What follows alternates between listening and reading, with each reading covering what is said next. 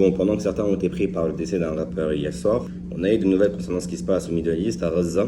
Et il y a un plan qui, ça y est officiel de la part des circoncis de l'autre team. Ils ne s'en cachent vraiment plus du tout, ils ont commencé à prendre Gaza pour de bon, à faire une réelle invasion là-bas. Depuis hier, on a des images choquantes, on voit des attaques massives de leur part. Et comprenez une chose, ils ne vont jamais s'arrêter à ce territoire-là qui est Gaza. Leur but final, c'est de créer le grand Yehoudland. Liban, Jordanie, Syrie, Irak, une partie de la Turquie, une partie de l'Arabie Saoudite, une partie de l'Égypte. Ils ne s'arrêteront pas. Pourquoi? Parce que ça fait partie de leur croyance. Ils doivent faire ça pour ramener leur Messia qui est Ad-Dajjal. Dans tous les cas, ces gens-là, ils n'ont pas comme plan de prendre juste Gaza, c'est pas vrai. Mais il y a une chose qui est sûre. En fait, tant que les gens vont se lever juste pour s'indigner par rapport à ce qu'il se passe là-bas, et qu'ils ne reviendront pas vers Allah correctement, qu'ils ne reviendront pas vers Allah sincèrement, on continuera à être humilié ici-bas.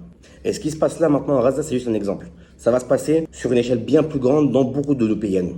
Parce que le fait qu'on ait délaissé la religion d'Allah pour de vrai, le fait qu'on revienne plus vers lui pour de vrai, c'est ça qui cause notre humiliation aujourd'hui. Est-ce qu'on a vraiment besoin de se prendre une vraie claque avant que tout le monde revienne vers Allah pour de vrai? Et par une vraie claque, j'entends du coup la guerre. Malheureusement, des fois, il n'y a que comme ça que ça fonctionne, il n'y a que comme ça que ça change les gens. Allahu a'lam.